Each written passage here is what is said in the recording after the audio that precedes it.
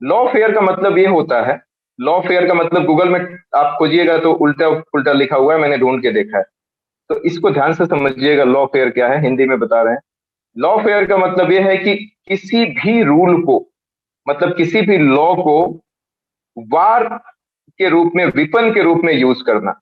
मतलब जो लॉ बनाया गया है ना, उस लॉ को इस तरीके से आप मैनिपुलेट कर रहे हैं कि उसको एक विपन की तरह यूज कर रहे हैं वार में, वार के प्रोसेस में उस लॉ को विपन की तरह यूज कर रहे हैं। इसी को लॉ फेयर कहते हैं।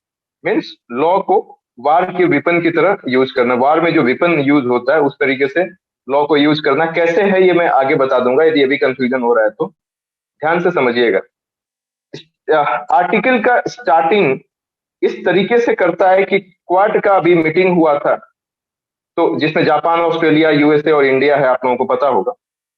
तो ये जो चार कंट्री हैं, इनके सारे फॉरेन मिनिस्टर्स का एक मीटिंग हुआ था। क्वाड की मीटिंग अभी रिसेंटली हुई है, और उसमें हमारे जो फॉरेन मिनिस्टर हैं एस जयशंकर, उन्होंने एक बयान दिया है। और उन्होंने ये कहा है कि जो एलएसी है, लाइन ऑफ एक्चुअल कंट्रोल, जो इंडिया और चाइना की बाउंड्री है, तो वहां पे चाइना जो है ना, वो बहुत सारे लॉज को वायलेट कर रहा है, बहुत सारे एग्रीमेंट को वायलेट कर रहा है। तो इसी पे ये आर्टिकल लिखा हुआ है। कॉन्टेक्स्ट यही है कि जो क्वाड क्वाड में मीटिंग हुई है इन चार कंट्री के बीच में, उसमें इंडिया के फॉरेन मिनिस्टर ने, ये सारे फॉरेन मिनिस्टर्स की मीटिंग हुई है जो चार कंट्री हैं, उसमें एस जयशंकर ने ये बोला है कि चाइना जो एग्रीमेंट हुआ था इंडिया के साथ, उस एग्रीमेंट को बहुत बुरे तरीके से वायलेट कर रहा है, डिसरिगार्ड कर रहा है। आर्टिकल जिसने लिखा है वो एक कदम और आगे की बात किया है। उसने ये बोला है कि चाइना, जो इंडिया और चाइना के बीच में एग्रीमेंट हुआ है, उसी को सिर्फ डिसरिगार्ड नहीं कर रहा।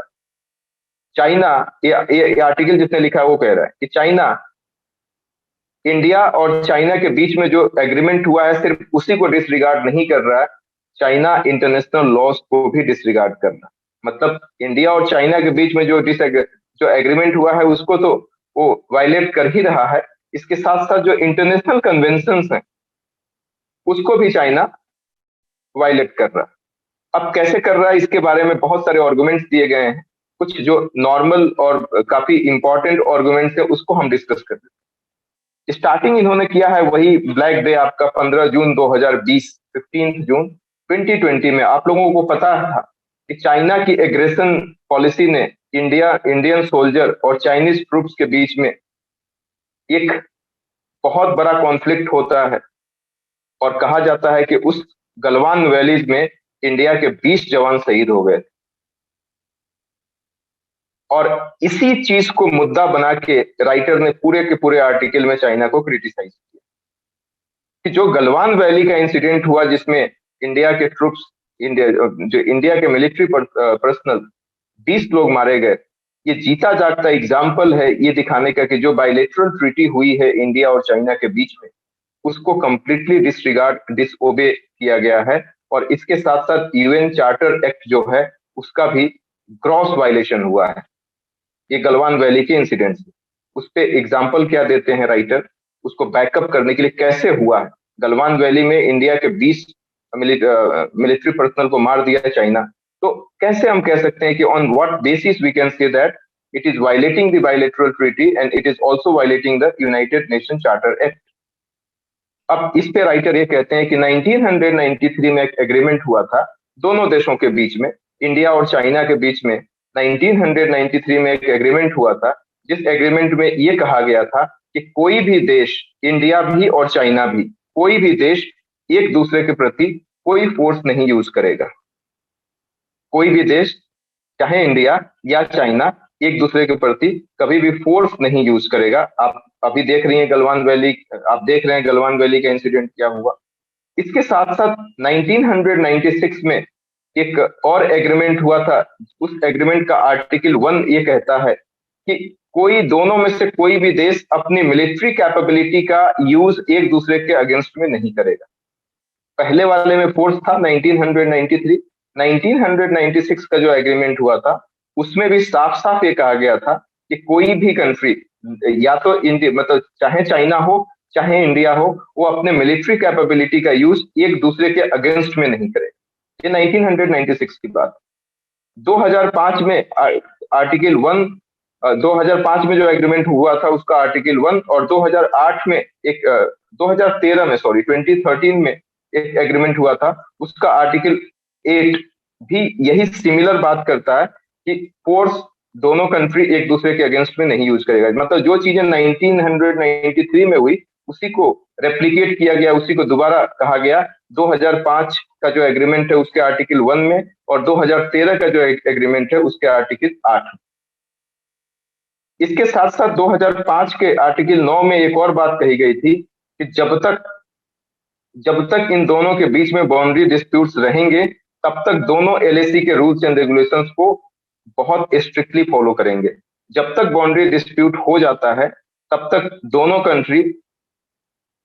कंट्री एक दूसरे के एलएसी का जो रूल्स एंड रेगुलेशंस है उसको डिसरिगार्ड नहीं करेंगे, उसको डिसओबे नहीं करेंगे, उसका रिस्पेक्ट करेंगे। लेकिन कहा यह जा रहा है, इसके साथ साथ एक और बात कही गई थी कि कोई बड़ा हथियार नहीं यूज करेगा एक दूसरे के प्रति, जो मिलिट्री कैपेबिलिटी की बात। लेकिन लद्दाख के रीजन में ये देखा जा रहा है कि ये बहुत हैवी मिलिट्री को डिप्लॉय कर दिया है वहां पे लद्दाख के आसपास, और इसी वजह से इंडिया को भी ये रिटालिएट करने के पॉइंट ऑफ व्यू से उसने भी काफी ज्यादा मिलिट्री वहां पे डिप्लॉय कर दी। राइटर ये भी बताते हैं कि चाइना ऐसा नहीं है कि सिर्फ इंडिया के साथ कर रहा है, ऑलरेडी ये फिलीपींस के साथ कर चुका है, ताइवान के साथ कर चुका है। अरुणाचल प्रदेश में बहुत ऐसी जगह है जो चाइना के बॉर्डर से लगता है, तवांग और उसके आगे का एरिया, उसमें बहुत सारे जगह न्यू सिटीज का उसने नाम दे दिया है। अरुणाचल का पार्ट है लेकिन उसने उसका नया नाम दे दिया है। मतलब साफ है कि कहीं ना कहीं चाइना ये समझ रहा है कि इसको भी हम ले लेते हैं, ये हमारे ही टेरिटरी में आता है। ये तो इंडिया की बात हो गई, इंडिया और चाइना की बात हो गई, जिसको हम बायलैटरल ट्रीटी कहते हैं, जिसके बारे में एस जयशंकर ने बोला भी है। अब राइटर ये कहते हैं कि बात सिर्फ बायलैटरल ट्रीटी का वायलेशन नहीं है, इंटरनेशनल लॉ को भी वायलेट कर रहा है।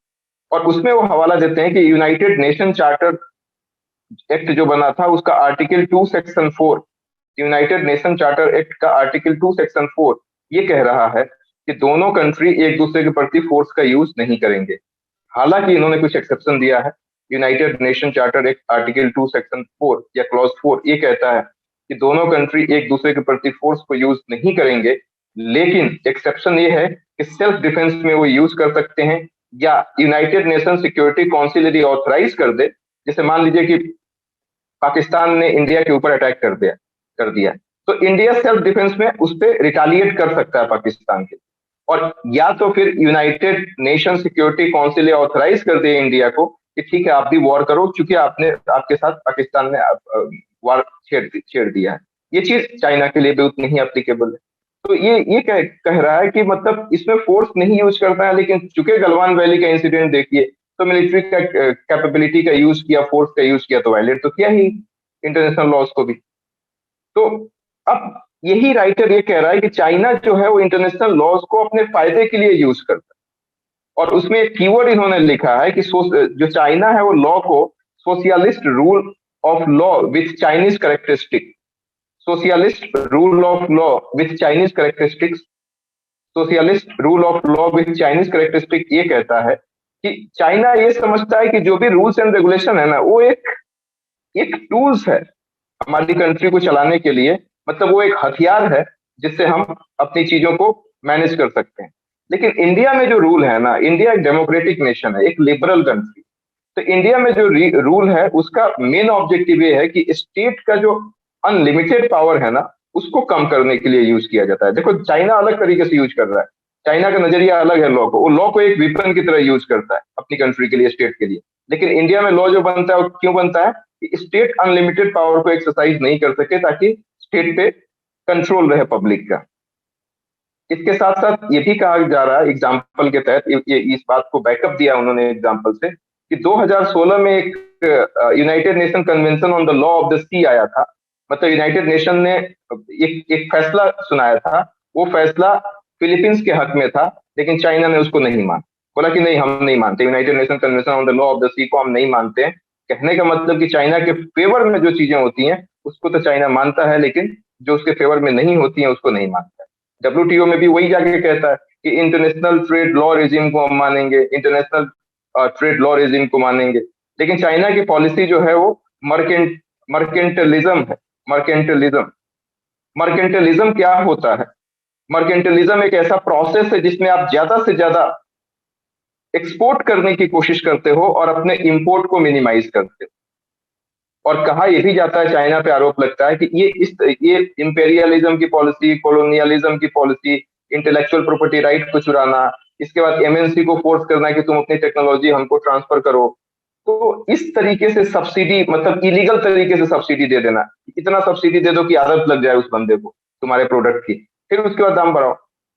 तो ये कहीं ना कहीं मर्केंटलिज्म का बहुत क्लासिकल एग्जाम्पल। इसके साथ साथ न्यूक्लियर नॉन प्रोलिफरेशन की बात यदि करता है चाइना, तो किस बेस पे करता है? वो तो कंप्लीटली न्यूक्लियर टेक्नोलॉजी पाकिस्तान को देता है। तो न्यूक्लियर नॉन प्रोलिफरेशन का कहीं ना कहीं कंप्लीट वायलेशन।